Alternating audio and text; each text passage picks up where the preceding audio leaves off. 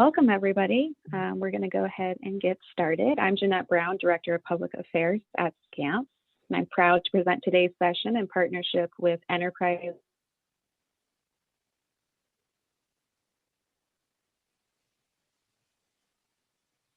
Concepts for a Successful Team.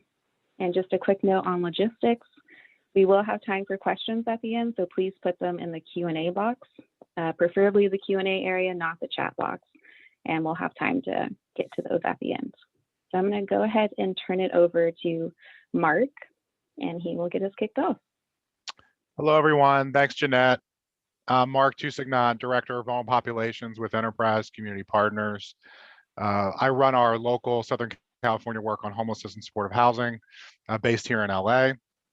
And for those unfamiliar with Enterprise, we're a national nonprofit intermediary providing financial and technical assistance to the affordable housing sector. I just wanted to welcome you to this introductory session to resident services and affordable and supportive housing programs, and really for choosing this session. So I know you guys have a lot of demands on your time each day, so I appreciate you spending your time with us today. And certainly want to thank SCAMP and specifically Jeanette Brown for not only organizing this session, but for the bravery, I think, for being willing to offer a session on this kind of a topic. I think your overwhelming subscription today, and we were just sort of so pleased with the demand for this, really speaks to the importance and the how much attention really is warranted with this theme. And I think, as we think about the suites and the menus of all the convenings and the professional development opportunities that we have, I think it's really, really important that we have this kind of space available to sort of talk about the resident services part of the field. And indeed, housing-based supportive services programs and the staff that deliver and coordinate them are indispensable to the efficacy of affordable housing, really as any part to that whole effort. And it's really an area of the field that unfortunately doesn't get as much attention. It's not as understood. Certainly, we know it has a lot of nuances to it, but it's a part of the field that the impact and the story is really more likely not to be told. So we're really so happy to be today with you to kind of focus on this part of the work. And, it really cuts to the core of kind of why we create these housing communities in the first place, right? I mean, we're here to give people opportunity, resources, and skills to stabilize their lives, recover from trauma or health challenges, as in the case of supportive housing, or simply as a stepping stone to achieving greater economic, social, and physical mobility and independence, as we see often in affordable housing programs. So simply put, every day, long after that particular housing community is built, resident services are there on the front lines, transforming lives and creating that sense of community so we can all consider that environment home. So with that said, let me just walk through kind of what we plan to accomplish today, and then I'll turn it over to our speakers. We'll first hear from John Mauceri, CEO of the People Concern, who I met nearly 20 years ago when I came to LA when he was with OPCC. And I've been admiring his work ever since. We're so lucky to have John with us, and his organization is at the forefront of not only the homelessness response in our region through outreach and case management activities, but also connecting folks to permanent housing through scattered site housing interventions, and also as a lead services provider in several supportive housing sites across the region. Surely some of you on this call, in this meeting, can consider them a partner. So you're in great hands with John. He's going to give us kind of an overview of the different populations that you see in supportive and affordable housing programs, how those characteristics and needs kind of drive service delivery, programming, and some of the partnerships, again, with the ultimate goal to kind of keep people stably housed, and also how services work in buildings where there's mixed populations, and then also some aspects around building design and the interplay between building design and resident services, which is really interesting. Then we're going to talk a little bit about how resident services work in tandem with other business lines so that team approach is really solidified and clear. I think everybody has different roles and responsibilities, and I think we could all agree in resident services that it's a highly collaborative exercise. So whether you're in sort of a coordination model, linking and referring folks, or you're in more of a direct service role, kind of providing case management and really kind of heavily reliant on some clinical level partnerships, it's very important to kind of have that team sense, that team approach. And then John will kind of close with some external issues that impact service delivery, including how the field's kind of evolving to meet new demands and shifts from funders and other stakeholders. We'll then pause at 11 before we come back to hear from Emily Dang with Innovative Housing Opportunities. We thought it was really important for you all to hear from one of our housing provider peers And we're really excited that Emily's going to spotlight one of their new developments in their portfolio as kind of a case study. Also want to note that Emily is a steering committee member on the LA Resident Services Roundtable, which is a peer network of um, resident services directors across about 15 affordable housing development organizations in the metro LA area. Precisely, that was created over 10 years ago to sort of provide that knowledge exchange and a forum for learning that I think we understand moments like today are really kind of reaffirm that thirst for that kind of exchange. So that effort's still going strong. So thanks, Emily, for representing both the roundtable today and also sort of your own organization. And then finally, we are so appreciative to have Monica Molina with LA County Public Health here to kind of bring us back to the moment we're in, remind us of some of those health concerns and compliance considerations in this moment, and also talk about how resident education really plays a role, and hopefully maybe even some updates on vaccinations and how that intersects with affordable housing communities and their owners. So I think you're in store for a wonderful session. You're in great hands with John and the team. And with that said, I will turn it over to John Masseri, who'll get us going. Thanks again, John. All yours. Well, thank you, Mark and Jeanette, and thanks to SCAMP and Enterprise for inviting me today. And thank you for everyone who has agreed to participate today. We have over 400 of our colleagues on today's Zoom call. So thank you for taking time out of your busy schedules to be with us. I want to start by acknowledging the breadth of experience that we have participating today. I'm aware that many of you have been working in affordable and permanent supportive housing for a long time, and some of you have fully integrated services within your organizations. And I know that some of you are newer to the field or maybe have not done any work in PSH at all. So I hope that this will be useful and informative for everyone. As Jeanette said, there will be time for questions at the end. So if you have questions, please put them in the Q&A, and Mark will triage them, and we'll do our best to answer as many of them as we have time for. And finally, I really want to thank Emily for being part of the event today, and she's going to share a case study from one of their housing projects, which will kind of give us a glimpse in real time of what services look like in a mixed population building. So with that, I want to kind of jump in. So next slide, please. This is just a little bit about us for those of you that may not be familiar with the people concerned. As Mark said, we have been at this work for a very long time. Our agency's been providing permanent supportive housing since 1994. And we do that in both scattered site and in project-based housing. And so for today's presentation, I'm going to focus on the work and services in project-based sites. But we have right now, we're supporting about 2,300 individuals in PSH throughout Los Angeles County. About 900 of those in project-based, and the other 1,400 are in scattered site and in shared housing.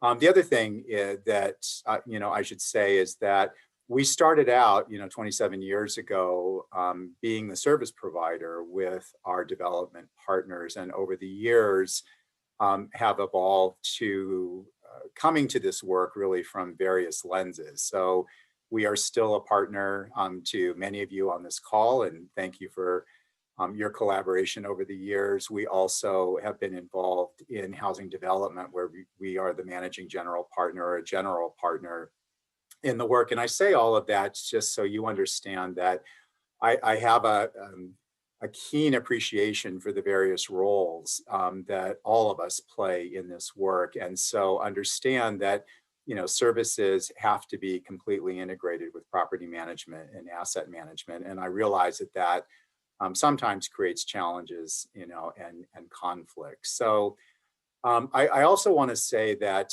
as we go through the presentation today, I don't want anyone to interpret my comments as that I'm trying to pathologize people. I'm certainly not doing that. But I do want to keep it real, because the fact of the matter is, especially in Los Angeles, as the system has shifted more towards housing high acuity individuals, we know from a services perspective that creates particular challenges in service delivery. And it also creates challenges on the property management and asset management side as well. So just want to sort of balance those two things and share with you, I think, what we we've learned and what we're living through currently. So with that, next slide, please.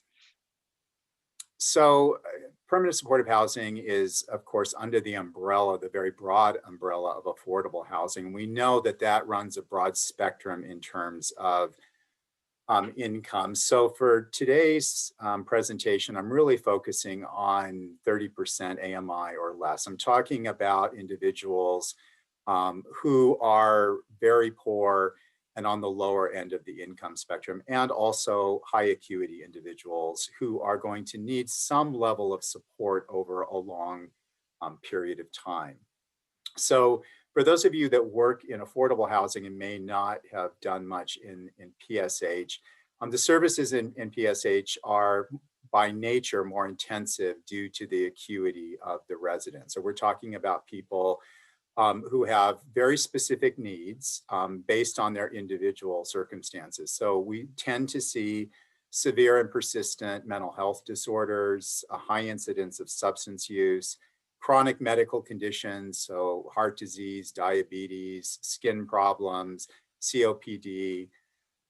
Domestic violence is a huge driver of homelessness, especially for women who often are victims of physical and/or sexual abuse.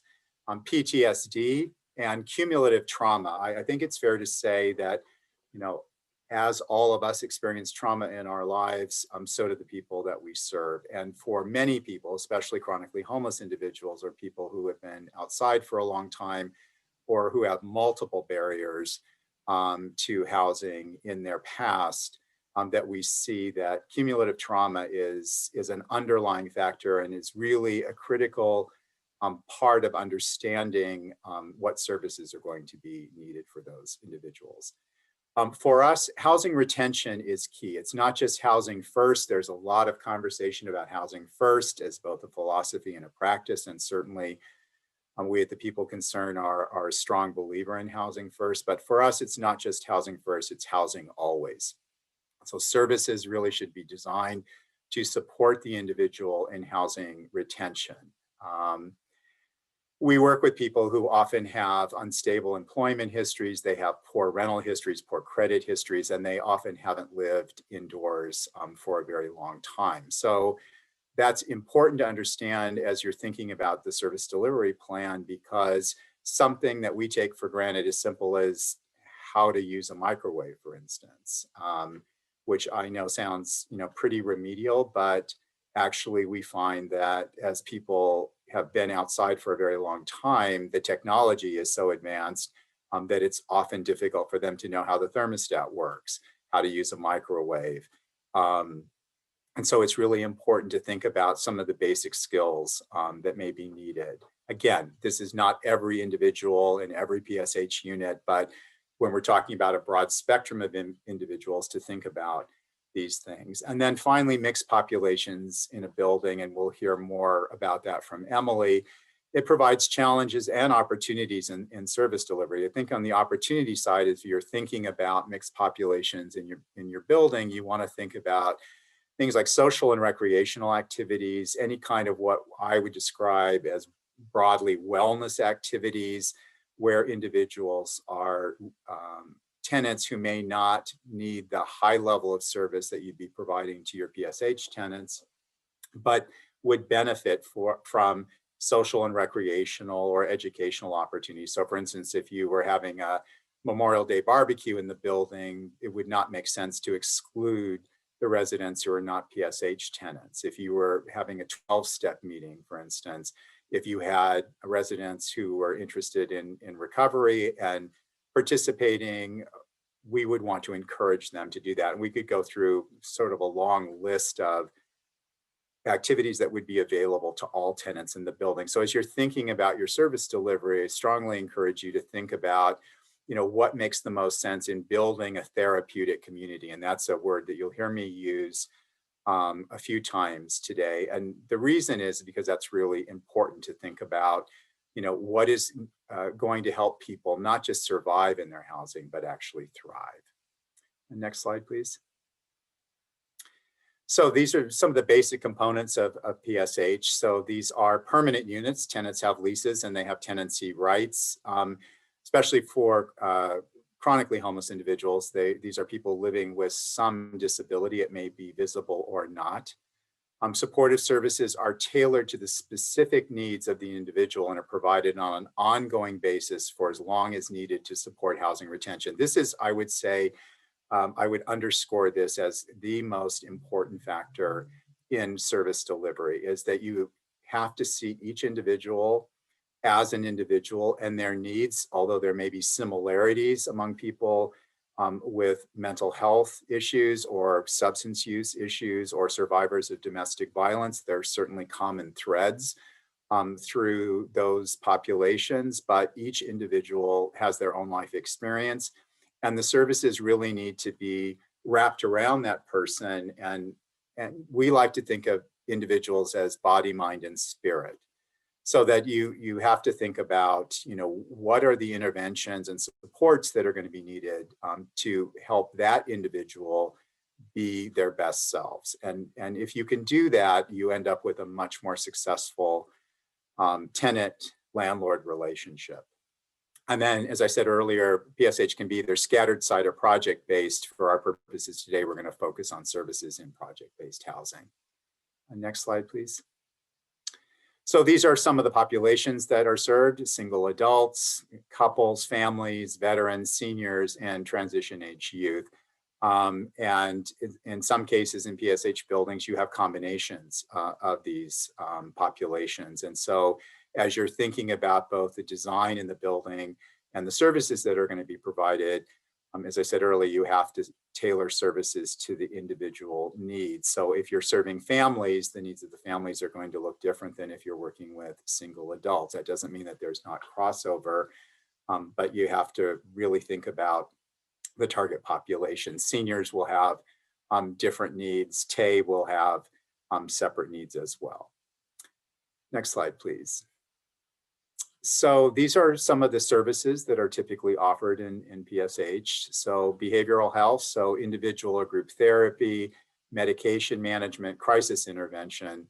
Again, all services are voluntary, so I'm not saying that every person needs all of these services, but all of these services should be available and accessible to the residents, either on site or through a connection to local community-based resources so that they're easily accessible. Now, if your housing project is, for instance, targeted towards people living with mental illness, it doesn't make any sense to have those services all delivered off-site. You want to make sure that you have on-site service delivery available. Access to primary medical care, another important service. We find that many of the tenants that we work with are living with chronic health conditions, especially people who have been outdoors for a long time, or if you're working with an aging population. Access to primary medical care is something that we all need, even those of us who may be younger than some of our residents. Transportation assistance. This is big, especially as we find that many of our tenants rely on public transportation. So making sure that public transportation is easily accessible to them, whether that's through the public transportation system or through access or for some other means of transportation. Some larger developments have their own vans on site. That's certainly a possibility, although not a requirement. But helping people navigate getting to their appointments is really important. And I would say that kind of in thinking about services, it's not just about everything being delivered on site in the building, but to think about a mixture of services that are provided on site and what resources are there in the community that folks can be linked to. Because the goal is that we want people to be as independent as possible. And we know that we want to develop a trusting relationship, but as we often say in our organization, there's a fine line between empowering and enabling. So we want to make sure that residents have the tools and resources to be able to live productive lives and also access community resources and not rely on the service provider or the developer to provide all of those services on site. A big role of service provider is to support the tenant in complying with the lease terms. So paying rent in full on time, maintaining the unit in good repair, and quiet enjoyment of the property. This is something that we as a service provider emphasize with all of the people that we work with prior to them moving into housing. We explain to them that all landlords, whether you're an affordable housing landlord, a PSH landlord, a market rate landlord, all landlords want three things. They want their rent paid in full on time every month. They want to make sure that the unit is maintained, that the property is maintained and not damaged, and they want quiet enjoyment for the rest of the tenants in the building. And we tell our residents, if you do those three things, you're golden. You're really, the chances of a lease violation or an eviction is very, very slim if you're complying with these three main tenets of your tenancy. So we really work with tenants both before they move in as well as once they are housed to make sure that those three things are happening. And then assistance with connecting to local community resources, as I said earlier. So food banks, pharmacies, grocery, other retail outlets, banks for financial institutions. Our tenants need the supports in the community that all the rest of us need, right? Again, they vary depending, not everyone necessarily will use a food bank. Not everyone will use every retail outlet that's available, but we want to create opportunities for community connection and for independence as much as possible. Next slide, please. And then assistance with money management and budgeting. We have several of our tenants that are actually enrolled in money management programs, although that's not a requirement. Obviously, these are individuals, adults who are living independently. So if they can manage their finances, that's great, but they may need some assistance with this. And then for us, a big sort of catch-all is what we call health and wellness activities. And we'll talk a little bit more about that in the service plan.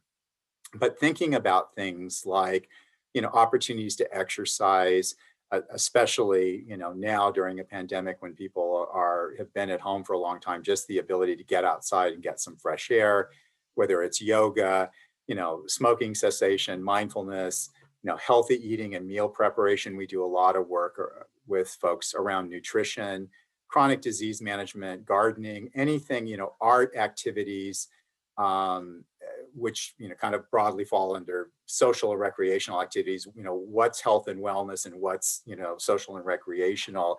It's really kind of less important what you call it, and more important that there are opportunities for people to actively engage in the things that make sense for them. So again, not suggesting that every tenant engages in every one of these things, but these are kind of broad opportunities to engage people. And you'll find that some residents are, drawn to creative writing or music, or and others are more introverted perhaps and don't like group activities, but would appreciate the opportunity for more passive recreation. So really getting to know and understand the tenants. We believe firmly that there needs to be opportunity to actually bring people together. And I know, I guess I should have said at the outset, I understand that the response in the COVID pandemic is an anathema to some of the things that I'm presenting here today, because our message has been loud and clear: stay away, stay 6 feet apart, wear a mask, don't gather. So I'm not suggesting that we break public health protocols. We all know that we will be on this phase of the pandemic at some point. So these are things to think about in future design and service delivery. That being said, we are still a strong proponent of providing opportunities as people are able and interested and willing to participate, to actually bring tenants together. Part of building a therapeutic community is neighbors getting to know each other and supporting each other, helping to establish opportunities for people to make connections and friendships, and also to have facilitated opportunities that bring people out of their units. One of the things we don't want is for people to be housed and then to isolate in their units. And again, I can't say this enough, building a therapeutic community where people don't just live, but they thrive. We want people to be their best selves. And just like, we are a diverse group of people. So our tenants are diverse as well. And so what resonates with some individuals will not resonate with others, but we want to do our best to really try and encourage a supportive environment where people are not isolated. Next slide, please. So these are some things to consider, and both in the service delivery, and also kind of touches on design a little bit. But people living with mental illness, again, I'm speaking in broad generalities whenever you talk about a group of people, but people living with mental illness, they need access to treatment services, usually delivered by either licensed or trained. They can be unlicensed, but trained mental health clinicians, access to medication, and meaningful daily activities to prevent isolation and loneliness. And I would say that meaningful daily activities is something that's important to all tenants, not just people living with mental illness, but the idea that we can provide environments where people have something to look forward to and they have a sense of purpose and belonging. Again, we all want that in our own lives, and we are able to create those opportunities through our family and friendships and our professional networks. Our tenants need similar opportunities. Seniors, you need to think about mobility. People hopefully will age in place. That's the goal, is to have them live as independently as possible for as long as possible. And there's a possibility that at some point they will need a live-in caregiver. So thinking about the unit design, the unit size, but also not having a building with lots of steps, different elevations, where things are easily accessible to people who are aging or maybe mobility impaired. If you're doing a family building, services need to support the entire family, both children and parents. So often we focus on the needs of adults, but if you have a family building, then again, body, mind, and spirit, and thinking about the family as a unit and as individuals within that unit, right? So that the family as a family unit will have needs that are specific to the family, and the parents will have different needs than the children have. So thinking about that in the context of both the whole and as individuals. And youth often are transitioning out of foster care or have been in and out of institutions for a long time that often don't equip them to live independently. So thinking about what the services are that would help that transition and make it easier for them to acclimate to living independently. And next slide, please. So veterans obviously have unique experiences based on their military service. If they've been in combat, often severe PTSD is very, very common among the veteran population. There is also a camaraderie that happens amongst people. There's a shared experience of people who have served in the military. And so veterans programs can really build upon the opportunities and connections, the natural connections that may occur for people who have that shared experience. But thinking about kind of the long-term effects of PTSD is really important in thinking about services for this population. Single adults may have children that they're not currently living with them. That may be dependent minor children, or it may be adult children. And then this kind of goes to the next issue, is that many tenants want to re-engage with their family or friends once they're stably housed. One of the challenges we find is that often tenants will want to move their family members into their unit, and those family members are not on the lease. And so that creates a lease violation and can create a lot of conflict between property management and the tenant and the service provider. So thinking through as part of the planning, as tenants are moving into the building, it's really important in the screening of the tenants to understand not just what's happening with them currently, but are there things that could be happening in the future related to family connections, especially children. That tends to be a very strong pull. We've seen in many, many times where people have lost their children for a variety of reasons, or have been separated from their children for a long time, and they finally have a stable living environment, and of course, naturally want to reunite. And that's a great thing, and we want to encourage that, but we want to do it in the context of making sure that they're not going to be violating the terms of their lease. So the unintended consequences of wanting to be together, which is absolutely natural instinct for parents and their children, that needs to be built into the service plan.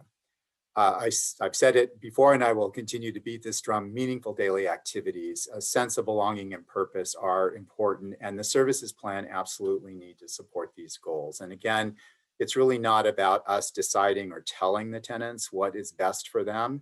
It's really understanding and assessing what their needs and wants are, and then building the services around them, which is very much about, you know, tailoring the services to meet individual needs. Now, obviously, you know, we are not a concierge service that we can provide absolutely tailored services to every single individual in the building. There are going to be sort of overarching goals in the structure of the services delivery plan.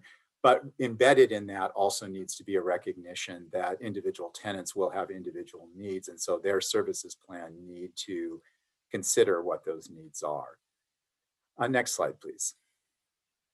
So some things to think about in the building design. And again, this doesn't cover every consideration, but to think about the use of indoor and outdoor space for active and passive recreation. I think if COVID has, you know, I mean, it's taught us many things, but I think one thing we've all recognized is the value of the space that you're in. I mean, many of us have been confined for the last year, or had a very small bubble that we've been working in, whether it's our home or our office or between those two places. And you begin to realize that, you know, just having space to be outside of wherever you are is really important. So for our residents in these buildings, thinking about how the outdoor space really creates an opportunity for a therapeutic environment, and also for a change from being inside their units. The use of natural light and open floor plans accessible for mobility challenge tenants. I talked about that before. I mean, seniors certainly, but also individuals who may have mobility challenges. So thinking about the unit design and the use of natural light as a bright space, both in the individual units and also in the building, I think is critically important. Outdoor areas for smoking and pets. We have in our population, and this has been consistent in the 22 years that I've been at the agency, we struggle with it at our interim housing sites, but in our PSH sites as well. As we have a lot of tenants that smoke and have animals. And so accommodating that within the structure or the design of the building, where it's not immediately proximate to doorways or windows of other tenants. And I know that can be a challenge, as many of you are building on small lots, but thinking about that in the design is important. And also to have an outdoor area where people can be with their pets. The services space is critically important. So again, community room for social, recreational, and information sharing gatherings where you can actually bring residents together. Again, I will say, I know in the COVID response time, this is not something that, you know, people are thinking about a lot, but going forward, it's going to be important to be able to have spaces in buildings where you can actually bring the services staff, property management together, most importantly, the tenants together. So, and that kind of feeds into some of the external factors that influence service delivery that I'll talk about a little bit later. The service coordination staff should have separate office space from property management. They can be proximate in the building, often next to each other or adjacent is good, but there should be separate space so that there's a clear demarcation between property management and services space. And if there are going to be clinical services, especially if they're going to be clinical services, but it's always good to have at least a couple private offices so that as the services staff are meeting with tenants, they can do that when they're not in a shared space, because often folks are talking about very personal, intimate details of their life. And we want to make sure that we're creating opportunities for them to have some respect and privacy. Next. So other things to consider: adequate storage, which I don't care how much you have in a building, it's never enough. And especially if you have a very robust services program, if you do arts and crafts, if you do media things, that storage for supplies is really important. So thinking about that, whether it's in the community room or some other space on the property, to have adequate storage. If there's outdoor recreational activities going on that you need to store supplies, to make sure that that is available. Of course, access to laundry. Landscaping is important. If you have a family building, it's probably not a good idea, to be landscaping it with cactus or sharp plants where you'd have kids running around potentially injuring themselves. So, I know we all want drought resistant plants. There's ways to do that and make it aesthetically attractive, but also safe. And also creating, I'm a huge advocate for, if there's room, some kind of community garden, whether it's raised containers or if there's space on the property, so that residents who want to participate in those activities have the opportunity to do that. And it's also a good way to create kind of communal food for the building and for special events. As I said earlier, the space for the property management should be separate from the services space.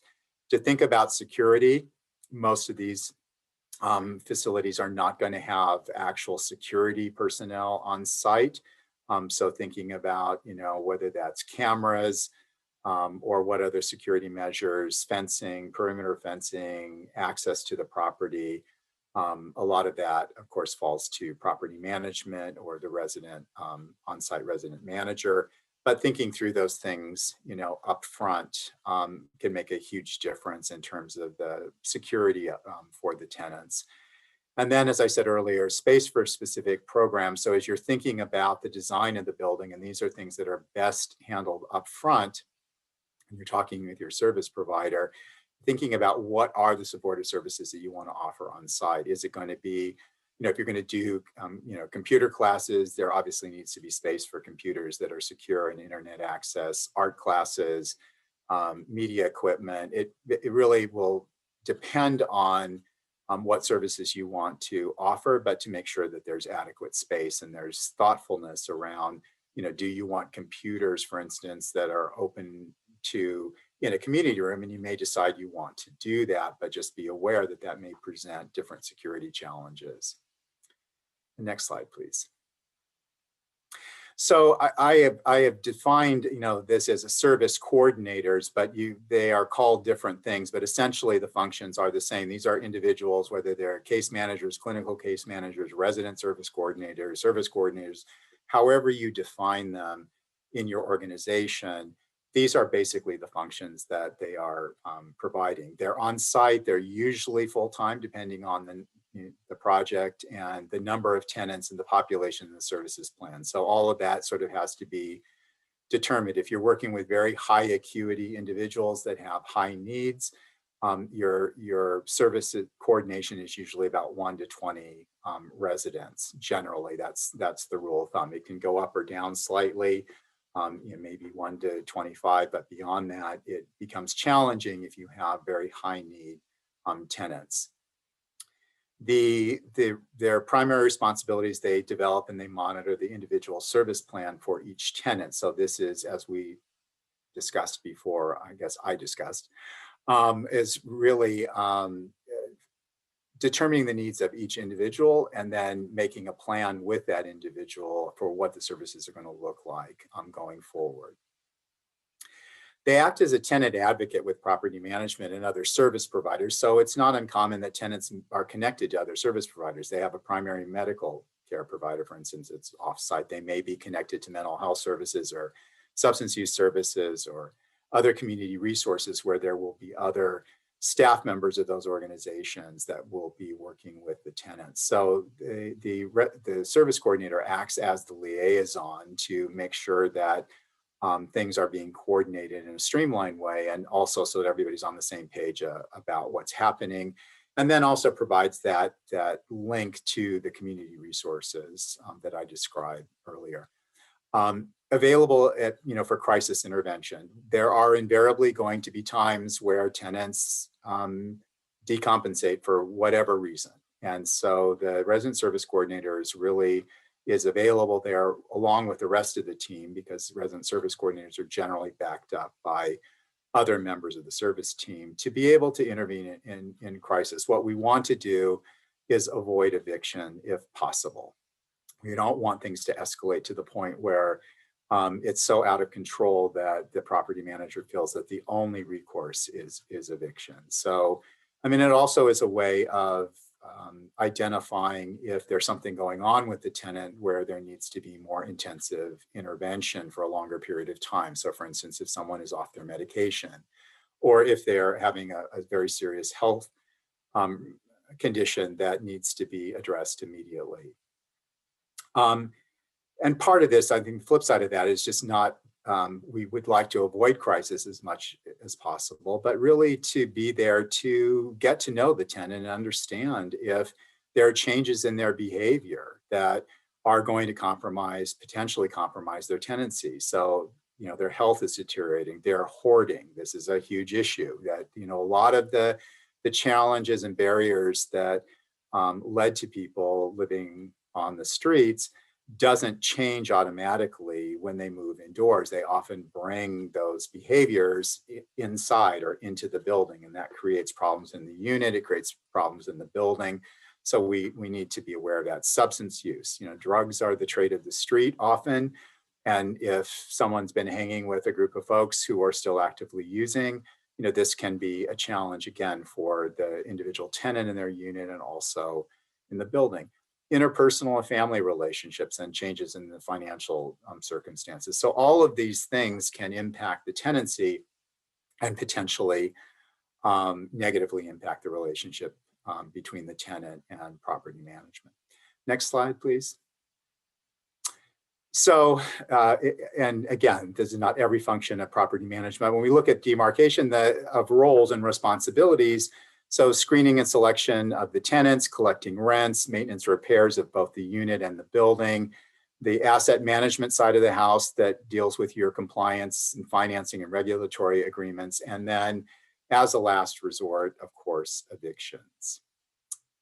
Next slide, please. So this is kind of, I think, the heart of the collaboration. It's important to understand that each has an important role to play in providing services, but the PSH works best when the relationship between property management and the service provider is supportive and not adversarial. You know, I often hear services staff say we are the advocates for the client, but I really like to think of this relationship between property management and service coordination is we're all advocates for the tenants, because the fact of the matter is that we all have a vested interest in maintaining stable tenancy, right? The less turnover there is, the more stable the building is, and the fewer repairs and maintenance issues you have, and of course the fewer evictions we have. So this idea that you know, services staff tend to be on site, you know, Monday through Friday, normal business hours. They're not there on nights and weekends, where property management often interacts with the tenants and may have a very different experience. So this idea that this is kind of a mutually symbiotic and supportive relationship where each can be the eyes and ears of the other. So the property manager could be the one to inform the services coordinator, hey, you know, the tenant in unit 3 last night, you know, was outside and seemed to be agitated and was yelling, and there may be something going on there. So it's a way, again, to sort of intervene early before things escalate.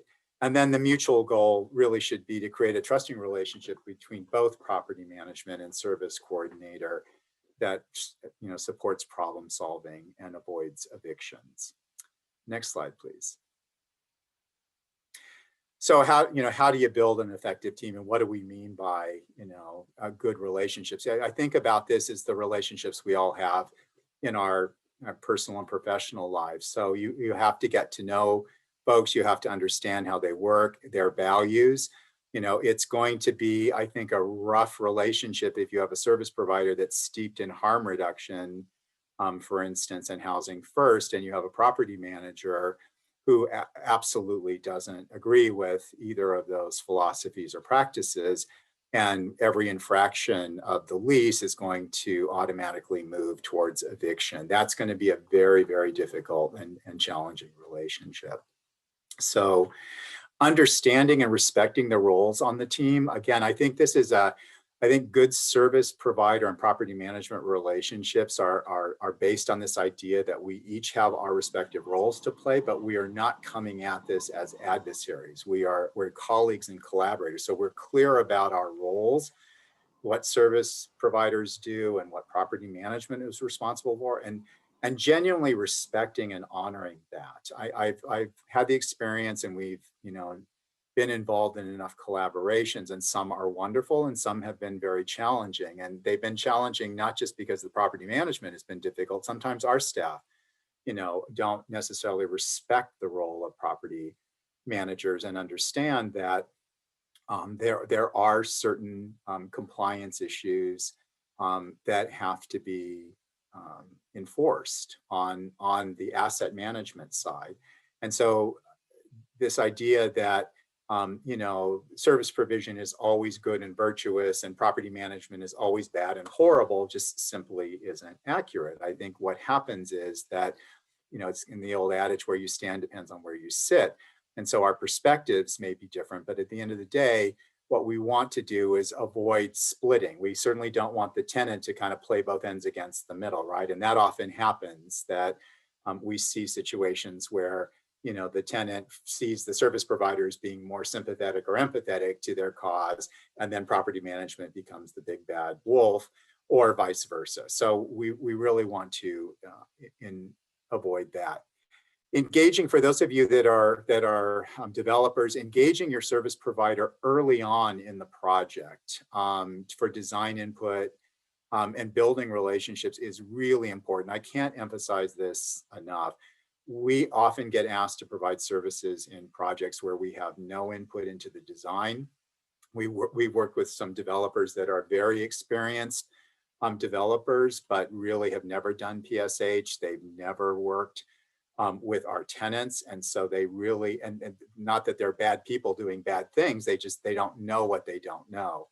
And so you can avoid a lot of pitfalls and operational challenges if you engage your service provider early, if you're doing a PSH project, to have them sit with you and the architect as you're thinking through your design, as you're going through various iterations of the drafts. It's really, really important because they can be a helpful ally to you in kind of thinking through what would be the best use of space and what's going to actually be needed in order to deliver services. And it also gives you a chance, frankly, to get to know each other and build your own rapport before the building actually opens and leases up. So you have a kind of a sense of how each other works. Maintaining professional boundaries and ethics. I think this is also an area that gets very tricky because as service providers, we have access to confidential and often protected health information that, unless there's a signed release for us to specifically share that information, that we are prohibited from doing so. And sometimes that frustrates property management. But good service providers will find ways that are ethical and legal to be able to work collaboratively with property management without sharing protected information. And this is something that happens both with good skilled staff and also happens over time as you build relationships and build trust. As I've said before, the shared goal of creating a therapeutic community that supports housing retention should be the underpinning of the working relationship between property management and services.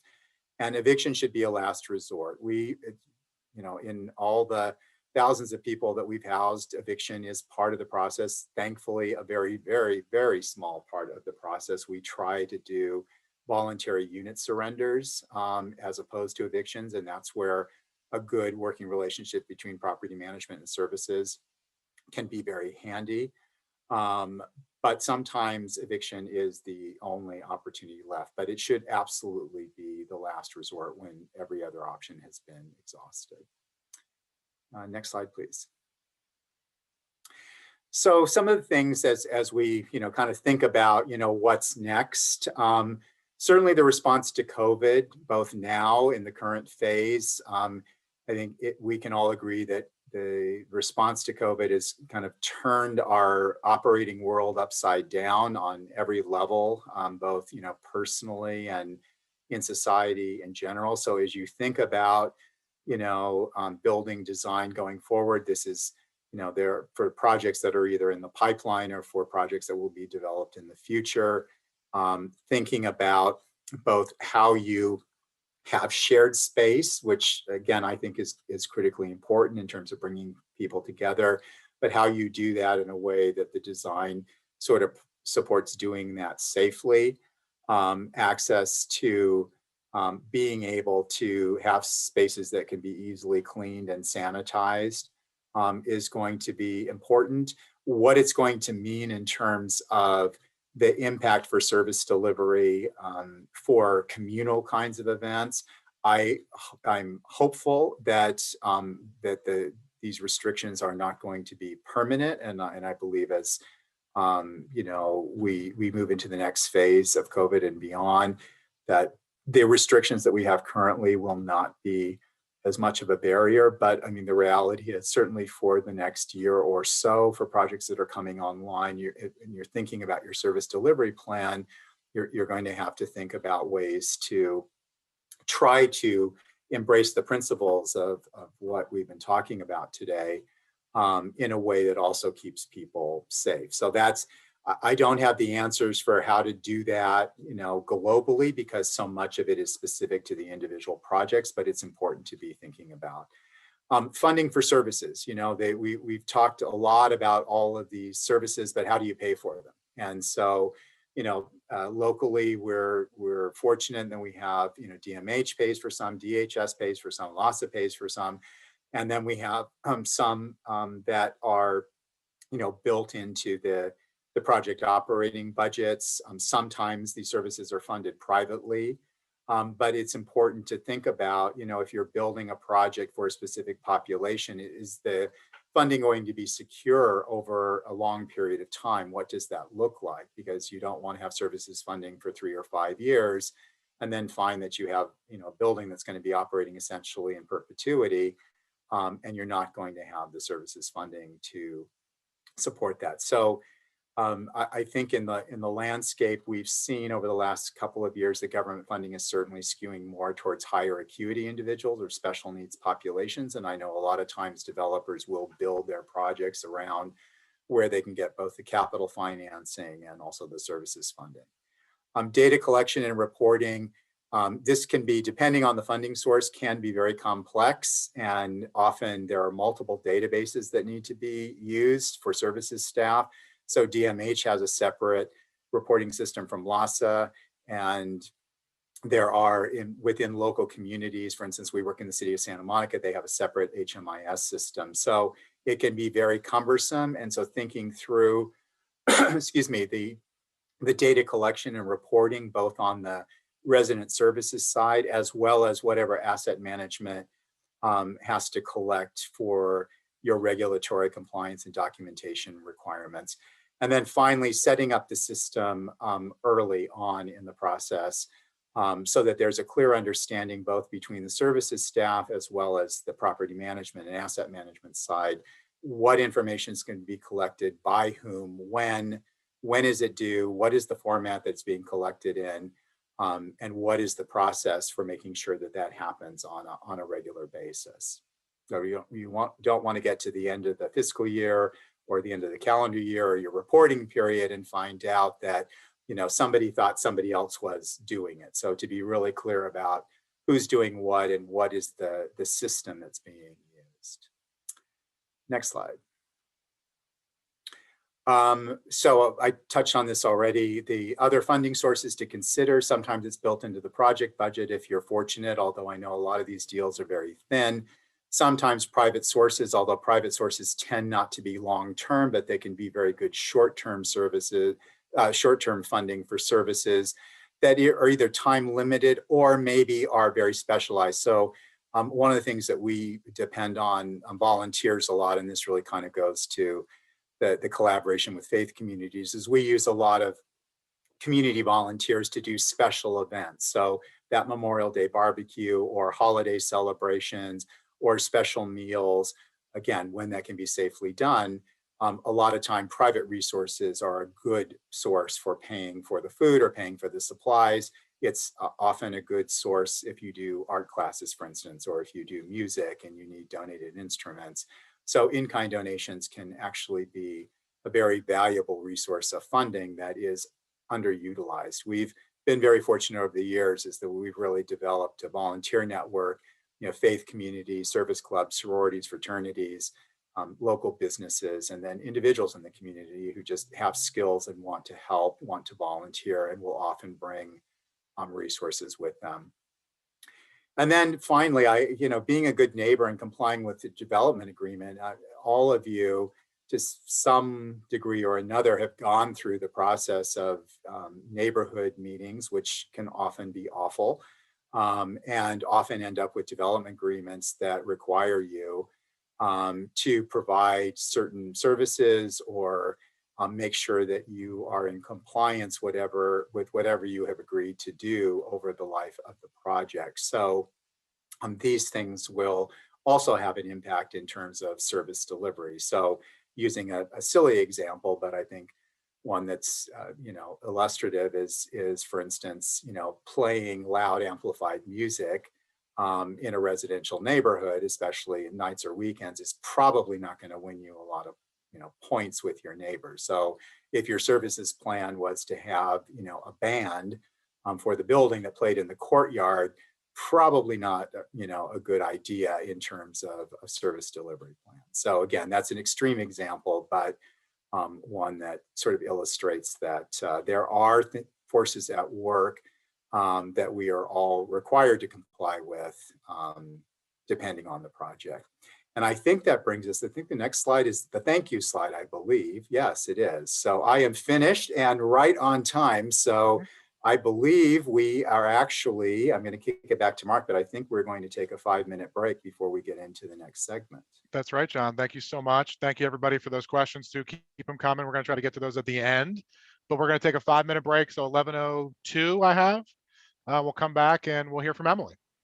So thanks over to Emily Deng. Emily's the Community Impact and Programs Director at Innovative Housing Opportunities. It's a mouthful, Emily, but a job I know that encompasses quite a bit. So you're going to walk us through kind of a little case study and snapshot through kind of your lens and your seat with your organization.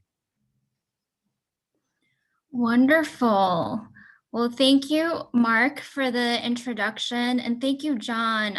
I really enjoyed your presentation. It really highlights the importance and need for comprehensive supportive services and affordable and supportive housing, especially more now than ever.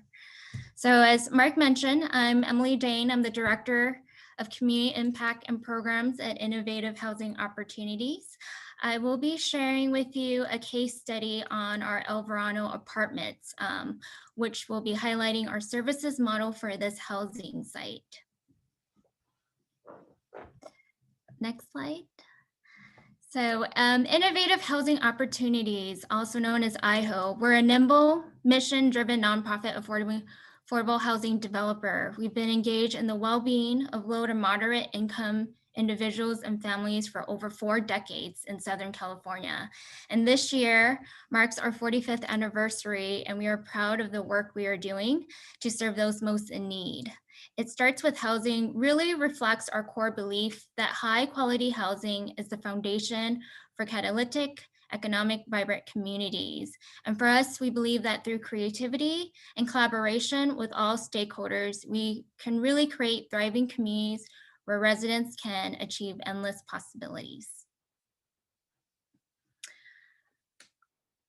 Our commitment in building a lasting legacy that can break the cycle of poverty is really focused on our 3-pronged approach. And that really is focused on thriving, comprehensive, equitable communities, resilient, self-reliant residents, and providing economic empowerment opportunities. And so really the focus of my presentation today is to highlight a new affordable housing community called El Verano in the city of Anaheim. I'll go through some of the core services delivery that John had mentioned as far as putting together a service plan, the typical services provided on site, and how integral the collaboration between property management, service providers, and asset management is critical to the success of the project.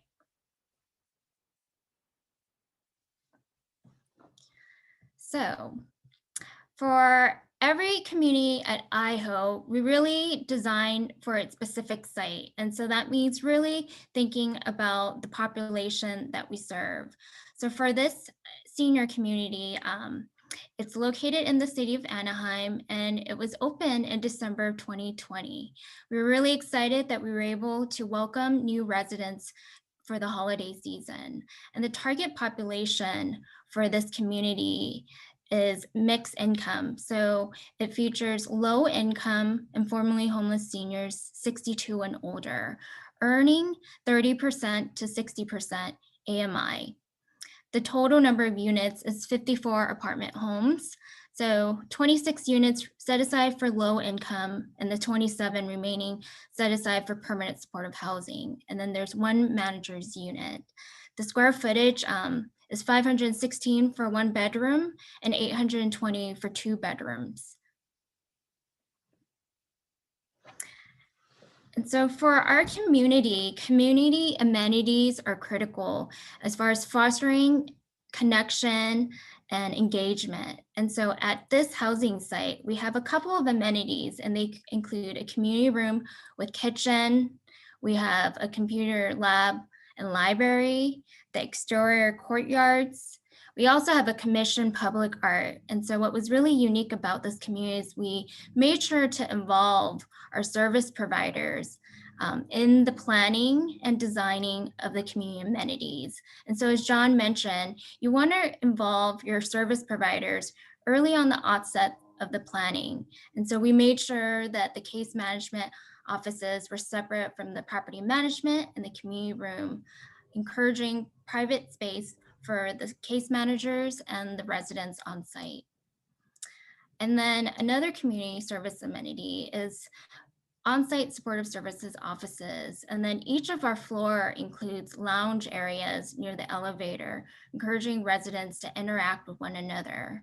And then we also have on-site flex office space where our service providers can really use it as an opportunity to have healthcare providers come on site to administer health services for the residents. IHO services commitment. So as John has mentioned in his presentation, when it comes to services, it's critical to be responsive, and everything has to be tailored to the whole person. And so when we're looking at serving the client, we want to individualize it. And we do this through a number of strategies, and that's through residence assessment, one-on-one interviews, community meetings, and these really help us cater the services to the residents' needs and interests. Our goals for each of our housing community is really to help residents stabilize and thrive.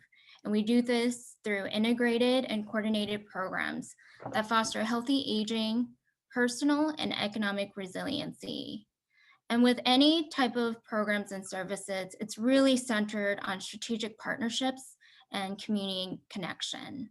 And so for El Verano, we've really worked closely with our local service providers in the area. So for this project, we're working with Meals on Wheels OC and Engage. They're helping to provide intensive case management services and health and wellness programs for the services on site.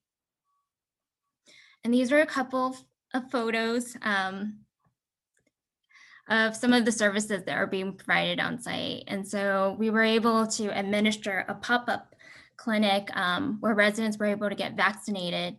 And so it really gave them those access to the services that are really needed right now. And then typically outside of the pandemic, we would have a lot of social and community events. And so it gives residents an opportunity to gather, share information, do holiday celebrations. And so now a lot of these things have been able to pivot to a more virtual online platform. Next slide. So the next few slides will really focus on the programs and services provided at our housing community. So for a senior community, health and wellness programming is really critical. And these classes typically include exercise, nutrition, stress reduction, fall prevention, healthy cooking. We also offer gardening classes. And so one of the things to note with a older aging population is the goal is really for the residents to live with dignity and grace. And so for our vulnerable older adults, we realize that there are some specific needs and best interests that they need to be covered. And so the services are really individualized. We realize that many of our residents may be facing multiple barriers to employment, housing stability, including mental illness, substance abuse, and other disabling and chronic health conditions. And so for services, health and wellness is critical in order for our residents to thrive. We also offer education and skill building workshops that are really focused on healthy relationship development, communication, technology, which we realize that is a huge need right now during the pandemic. And then for our residents, focusing on independent living skills development and financial literacy, allowing the residents to manage their financials and really focusing on employment opportunities. One of the things that we are going to be incorporating at El Verano is an arts and cultural and intergenerational programming, which is focused on creative art making, storytelling, civic engagement, and community building. This community is adjacent to our Rockwood family development. And so it gives us an opportunity to do intergenerational programming with the families and youth on site. And so at El Verano, we have a community room where there's a wall set aside to exhibit artwork. And so an intentional design effort from our team to make sure that we're able to utilize that space for artistic and cultural programming on site. And as I mentioned, the goals of affordable housing and supportive services is really to design to help vulnerable households use stable housing as a platform for health, recovery, and personal growth. It really focuses on the balance of distinct components of the model, which includes housing, supportive services, property management, and then working with the surrounding community. So at each of our affordable housing community, and in specific with El Verano, we do offer on-site service coordination. And that includes for referrals, community resources, advocacy assistant, organizing community and enrichment activities. And then what's really vital is the one-on-one case management services. And for El Verano, we're working with Meals on Wheels OC, and they're providing 2 case managers on site that are full-time, helping with care coordination, performing assessment, creating individualized service plan. These services are also linked to daycare center and the program for all-inclusive care expansion sites. With the program for all-inclusive care PACE, it gives the residents an opportunity to visit nursing programs. They also offer physical and occupational therapy, behavioral health, meals, and transportation services. So one of the critical things that we've had to endure with the pandemic, in response to the pandemic, we really met this time with disruption, with creativity and enthusiasm, shifting our typical day-to-day work of convening social groups, engaging in-person interaction, and coordinating large community events into intentional one-on-one individualized support, especially to those who need it most. Community spaces were closed for the safety of all. However, outreach and engagement would continue to be important more than ever. And so in response to the pandemic, our services team has really focused on resident health and well-being, addressing food insecurity, adjustments to resident service programming, and really focusing on operational continuity and organizational capacity. So one of the things I wanted to highlight is really the integral role of the strong collaboration between property management, service providers, and asset management to ensure that the services are being offered are tenant-centered, accessible, coordinated, and integrated. And so in the midst of opening El Verano, we had to do everything virtually, meaning with the lease up to the one-on-one check-in. And one of the things that we've been able to maintain the services is to continue to have open and constant communication. So we were holding weekly check-in meetings with our property manager and our service providers, making sure that the residents' needs and interests were being addressed. We were also conducting wellness check-in and one-on-one appointments, linking residents to critical resources and referral to meet their unique and urgent needs, including benefit assistance, transportation, and really connecting our residents to PPE supplies. And so our residents were meeting with the case managers by appointment, and these were being offered via phone, but also staggered one-on-one meetings. So we had set aside office hours with social distancing in place to make sure that the residents are still having that opportunity to meet with their case managers. And as I mentioned, effective coordinating among key partners is really critical in terms of fostering a community where residents feel connected. We were addressing food insecurity. And so one of the things we did was we offered on-site food programs with hot meals and groceries delivered directly to the resident's home. And these are being conducted daily for breakfast, lunch, and dinner through our partnership with Meals on Wheels OC. And then we're also partnering with the local community organization to provide needed additional groceries to the residents on site, understanding that food insecurity is a huge need. And lastly, as far as adapting our service delivery, we've been really focused on community building activities, really integrating classes and workshops, which are being conducted virtually, and then partnering with local agencies and volunteers to bring care packages to address social isolation, including community meetings and event. Before the shelter at home ordinance, we were conducting outside classes, limited with 5 to 10 participants. One of the things we noticed with a lot of our seniors is yoga and exercise classes are really popular. And so limiting those, but also giving the residents the opportunity to still participate was really critical for engagement. And we were also able to do cross-site collaborations. And so we worked with our family development in Irvine with the youth and the parents to do a pen pal program. And so these cards were written with personal notes of aspirations and sentiments to share with the residents to encourage them that sense of connection. And so for us, community building has been really essential for our senior communities, finding creative activities to connect our residents, making sure that these classes are flexible and meeting the needs of the residents. So one of the things that SCAMP and Enterprise wanted me to touch on is the implications of COVID-19 to our design standards. And so for our IHO team, we've made some significant changes in regards to COVID resiliency while working on new projects.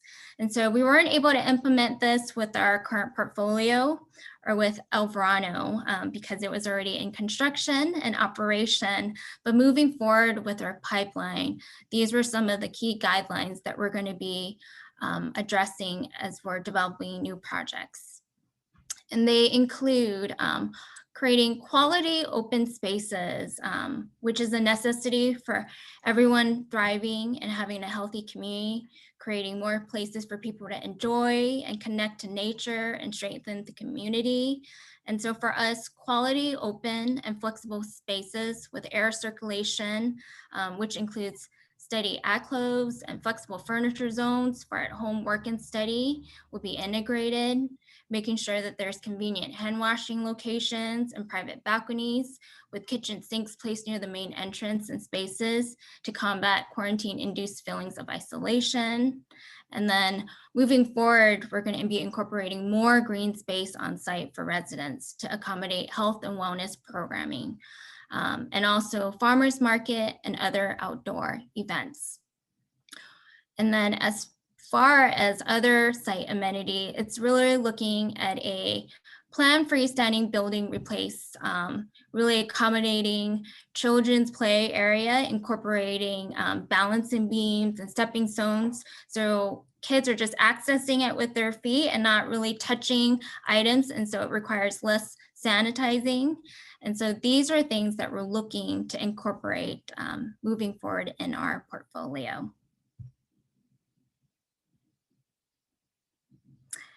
And that is for my case study. Thank you, Emily. Very informative. We're going to quickly turn over to Monica Molina with LA County Public Health. She's a health program analyst there. Thank you, Monica. It's all yours. Hi, Mark. Thank you so much. Just get my slides going here.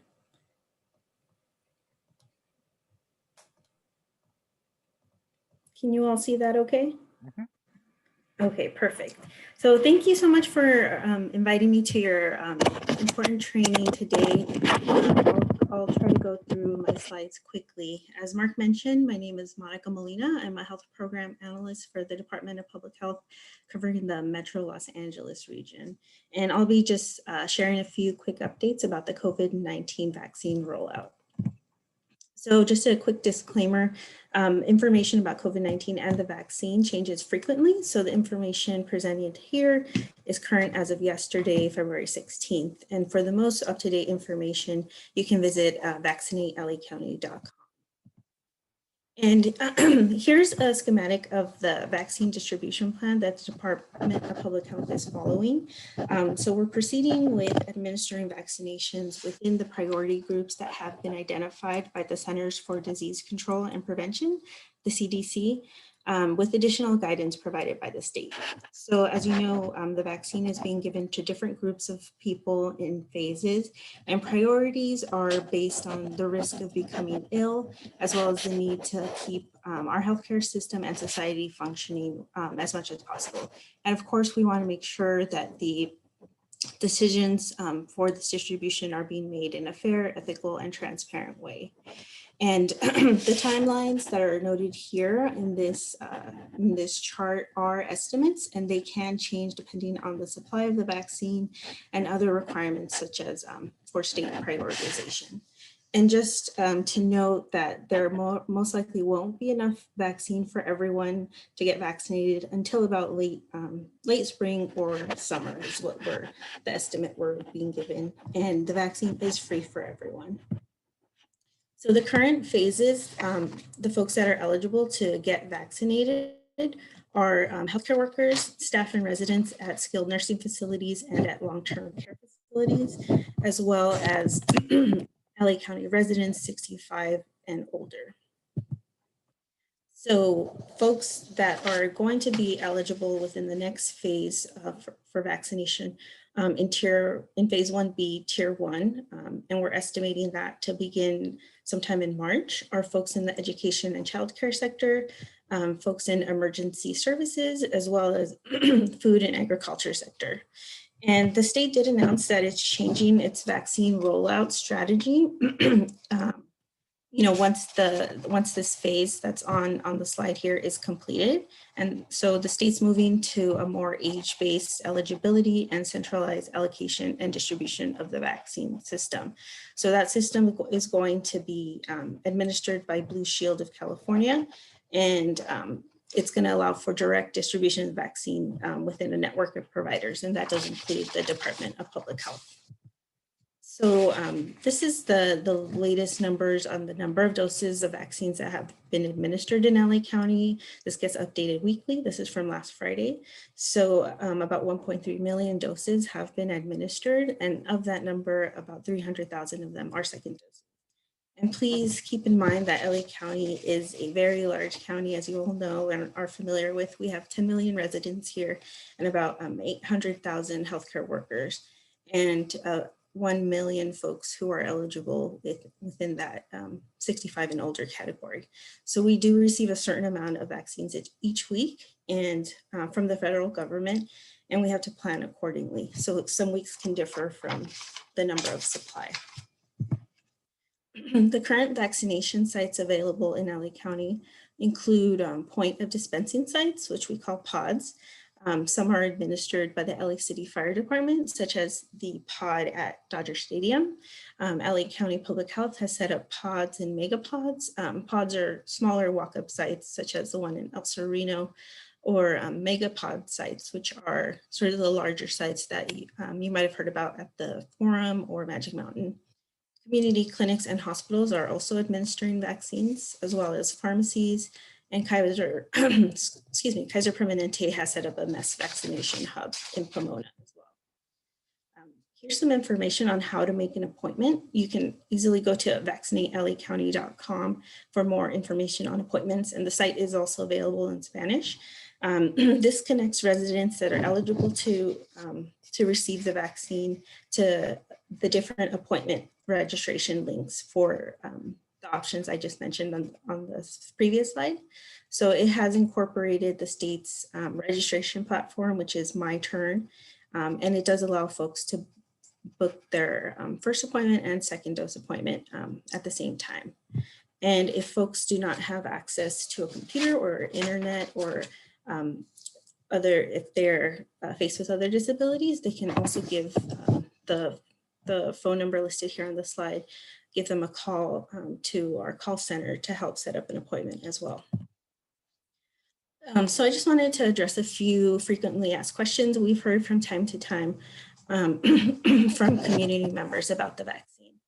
And so folks have asked, is the COVID vaccine safe? And the safety of the vaccine is a top priority. So it has been reviewed by top public health scientists, doctors, and leaders from across the country.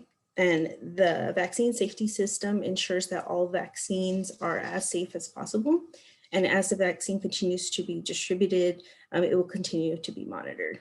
So because of the pandemic, the COVID-19 vaccine were developed as fast as possible, but all the steps were followed. There were no steps or testing that have been skipped. And thousands of people, including many Latinos, African Americans, men and women of many ages, and folks with differing health conditions took the COVID-19 vaccine to make sure it was safe for everyone. And there is an existing vaccine safety system that works to make sure that the COVID-19 vaccine is safe.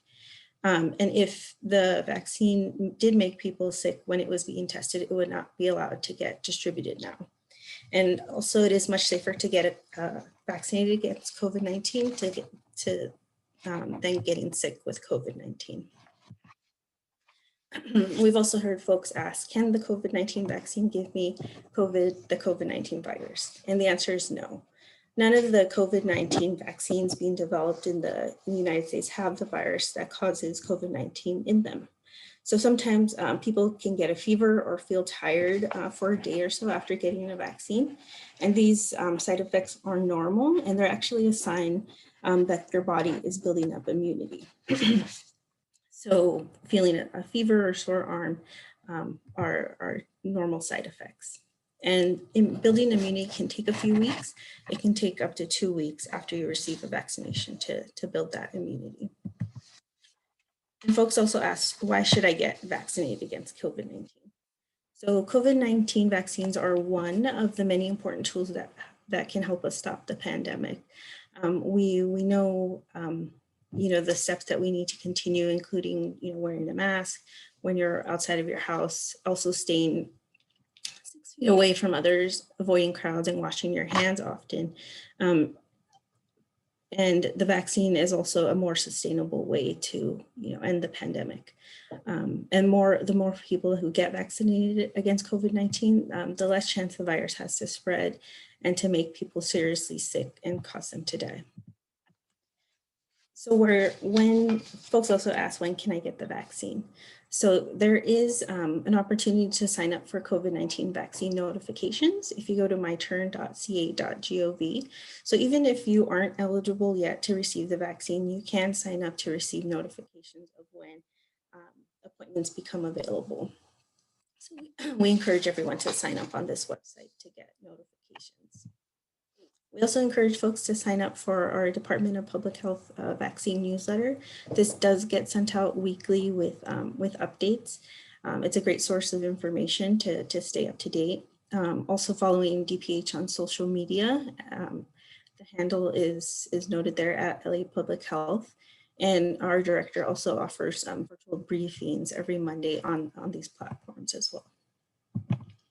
So, and also I wanted to add that there is a lot of misinformation about the vaccine, being spread in the community, and that's circulating. And the Department of Public Health does have guidance on our website about some of the myths and facts about the COVID-19 vaccine that I'm happy to share with you.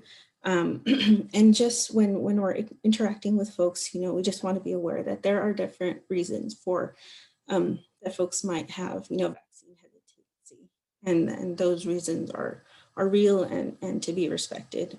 It could be for distrust or out of fear. So when we're working with community members to address some of this misinformation, we want to be sure that, to enhance communication, we address concerns with fear and, with respect and empathy. So just be aware that folks might be coming, from a particular place. They might have, different backgrounds and experiences with the medical community. So, just try to listen to what their concern is. They might not necessarily need information right now, but there might be an emotional concern. And we don't want to assume that just facts and data will help folks change their mind about the vaccine. A lot of folks are taking the wait and see approach for the vaccine, and that's completely fine. It's just important to make sure to listen to the folks, to people and their concerns, so that we don't overwhelm folks with too much information, and so that they're more likely to receive information later, when they're ready to. Additionally, we do know that quarantine fatigue is real. We do know this pandemic has been an extremely challenging and frustrating time for many people. It's just so important that we remain diligent in doing our part to protect ourselves and protect each other from COVID-19. And we thank you all for all the hard work you all are continuing to do. We do see improvements in the case numbers. But it doesn't necessarily mean victory, because the virus is still widespread in our community. So it's still easy to transmit, especially since some folks, don't show symptoms and are still contagious. So the responsibility lies with all of us to work collectively, as we've shown we're able to do, to make progress. And the kindest thing we can do while we're in this pandemic is to make sure that we're protecting each other from potentially becoming infected with COVID-19. And even though we do have vaccines available now, which is great, it will take time before they're more widely available. So we have to continue to take steps to stop the spread. So either while you're waiting for a vaccine, or even after you've been vaccinated, it's still important to practice those prevention behaviors, such as wearing a face covering, avoiding close contact in crowded spaces, washing hands often, and also cleaning and disinfecting frequently touch surfaces, and following isolation guidance if you're experiencing symptoms, as well as quarantine guidance if you've been exposed to someone that has tested positive for COVID-19. So additionally, these are some resources that can be shared or posted in apartment or housing complexes, just to remind residents and staff to wear their face covering, to stand 6 feet apart, to, stay home, stay away from, others if you're sick or experiencing symptoms, for employers to prevent outbreaks in the workplace. If you have 3 or more cases in a workplace, that has to be reported to public health. A reminder for steps for hand washing, and also a reminder that gatherings, indoor gatherings are still prohibited by the public health officer order. And these are available here on our website. If you just go to the guidance section and click on I'm in a business or employee, you can find those posters there. The best way to stay informed, as I mentioned, is to check our website regularly or follow us on social media. Additionally, we are offering a weekly COVID-19 vaccine webinar through our Hollywood Wilshire Wellness community. So there's no need to register. This is an opportunity for community members to get more information about the vaccine, such as how does it work, is it safe, and also an opportunity to ask questions as well. So I'm happy to share this flyer with Jeanette to distribute if anyone may be interested or have residents or staff that are interested to learn more about the vaccine. This is offered every Friday from 12 to 1 in English. We will try to offer a session in Spanish starting in March. And as always, 211 is a great resource for any other information. And that was all my slides. Thanks, Monica. Sure. I know there was a question on probably for you in the chat too. It might have been answered just through the course of what you covered, but if you could keep an eye on that. And I know we're at time, we're past time. We apologize for that. So much ground to cover here, such little time. But we are willing to stick around and answer some of these online questions with you if you're willing to stick around. So obviously no obligation there, but we'll try to do that as best we can the next few minutes. So let's just dive right in. There was a question to the panelists, I want to say to the speakers around on sort of the adaptation, COVID adaptation theme. Anything else you guys are doing to sort of modify the building design to be more adaptive to sort of the COVID sort of reality? And just, I know you touched on that a little bit. Anything else you want to add on that? Maybe a question for Emily too. In regards to our current portfolio? Yeah. I would say for case management, we've, have plexiglasses for our service providers, and then making sure that we have ample PPE items for residents available, but also for on-site staff. And then making sure there's signage regarding COVID-19 precautionary measures throughout the building in high touch areas, and so elevators, entryways, exitways, making sure signage is available, and then hand sanitation stations throughout the community is something else that we've implemented. Okay. Another question came in, and this is probably for Emily and John. Services available to undocumented clients. So kind of the services you were reviewing, John and Emily, anything that wouldn't necessarily apply or be available to anybody that's undocumented? Not for us. Okay. Services are available for documented and undocumented residents. Okay. Same here. And for El Verano, since it's a mixed income, we're serving PSH and low income. All of our services are inclusive, and so they're open to everyone. Okay. How about any ideas, recommendations for employing the tenant population? Suggestions like peer counseling, community organizing, things like that. Any pathways you're offering for residents to sort of be employed, or both within the organization but also outside? So for us, we have what we call peer stipend programs. So these are available to residents in the program. We do this at both our interim housing, but also available at some of the PSH sites as well. So for residents or tenants who want to do work around the property or help when we could do gatherings and classes and activities to help in support of that, to do some light maintenance around, I'm not talking about heavy repairs and maintenance, but landscaping, picking up trash, organizing community events for the rest of the tenants, and would pay the residents a stipend to do that. Mm-hmm. And Okay. for us, We usually just partner with local agencies in the area for employment training and employment opportunities. This is probably a question I know Emily and John could speak to. You have certain residents when you do outreach that maybe are ignoring your notices in mail. Any particular tips on how to engage residents that may not be as responsive to those techniques?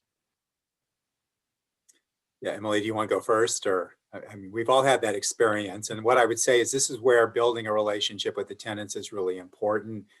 Obviously, sometimes the resident service coordinator may not be the best person in that situation, and there may be somebody else on the team, even somebody on the property management or asset management side of the house that might be more helpful in terms of making that connection. Sometimes we've had, depends on, if the tenant is upset with everybody, then it's really challenging because they don't want to talk to anyone. But we've certainly had that experience where you'll have residents who, and this happens in providing services, the tenants get upset with the service coordinator for one reason or another and then refuse to talk to them, but they like property management or vice versa. And so I think this is where having good relationships all around really pays off, because sometimes you have to identify somebody else, obviously on the team and in the mix who's familiar with the situation to be the person to intervene.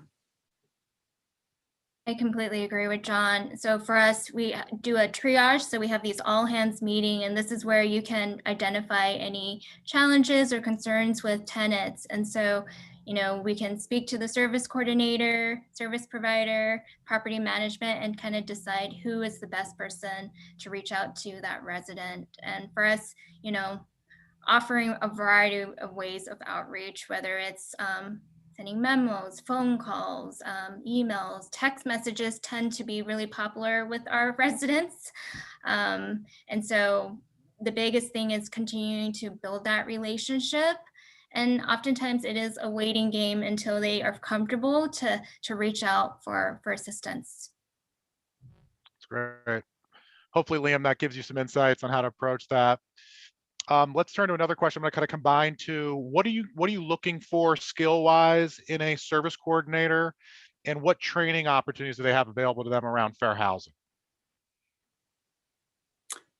So for us, we're looking for people ideally who have experience working with people experiencing homelessness. So that could be in a variety, working in the field in some capacity. We often hire people who have social work backgrounds, although that's not a requirement, but it's often a very useful skill to have. Good interpersonal skills is important both for the services piece of it, but also in interacting with property management and other folks.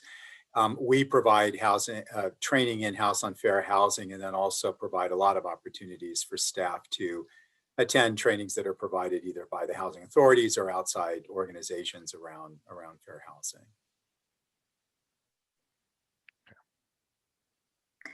Just to kind of mimic what John said, similar for our service coordinator and on-site staff, interpersonal skills is critical. Conflict resolution, communication.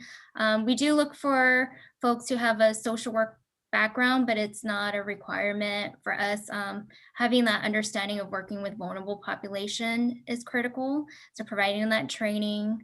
And then for fair housing, we don't do it in-house, but we do partner with organization and legal attorneys to come out and do that training for our on-site staff team. Mm-hmm. That's good stuff.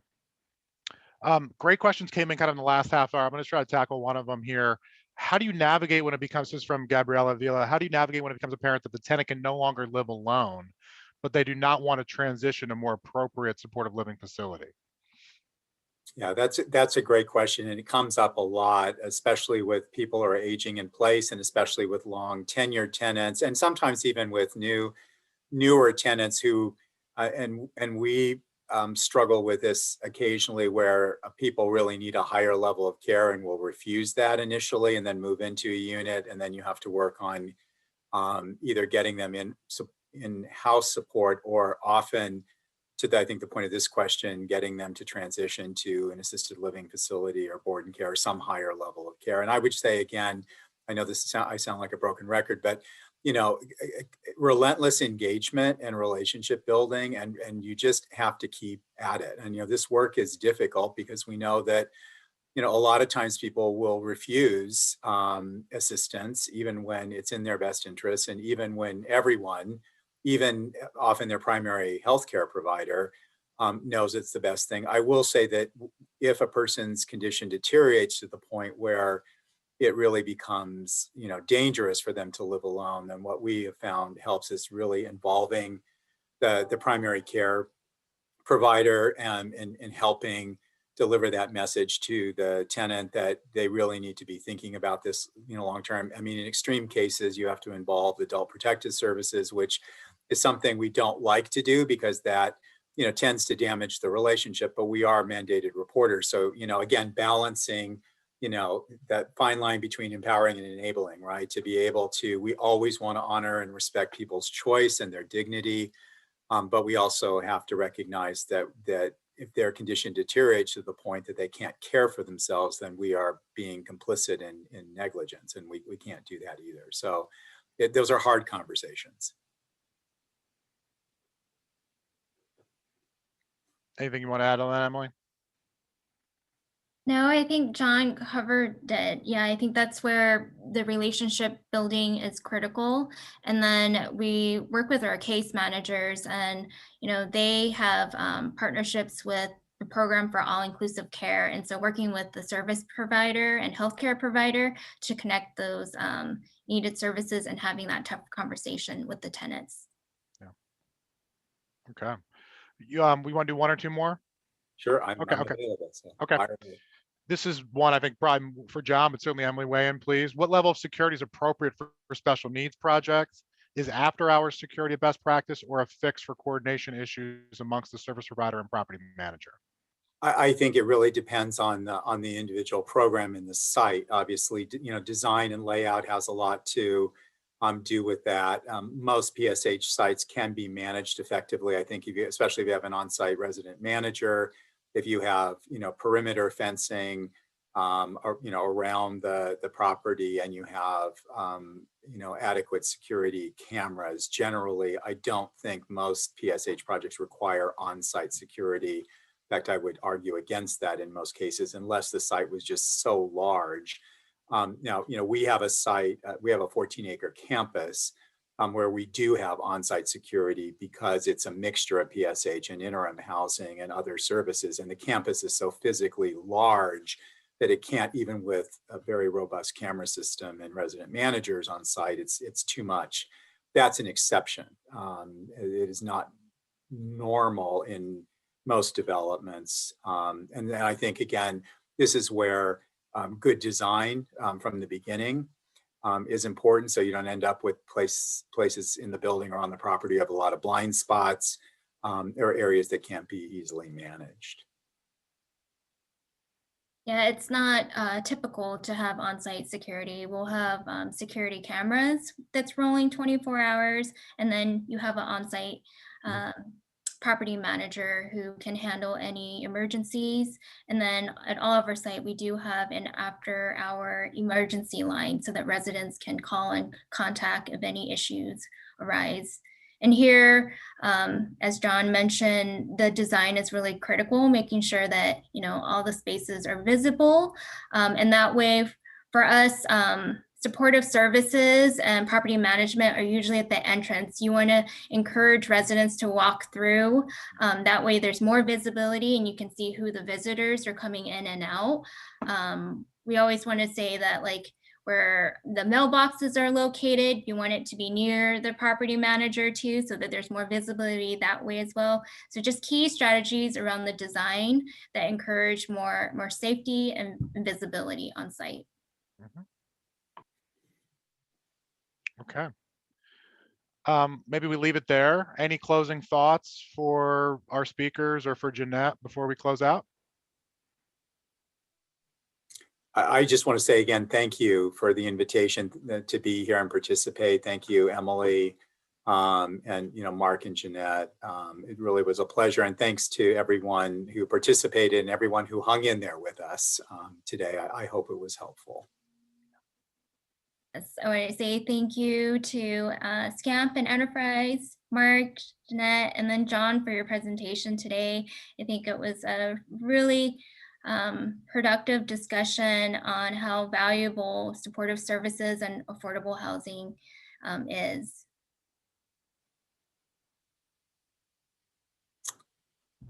Jeanette, you want to send us off? Yeah, thanks everyone.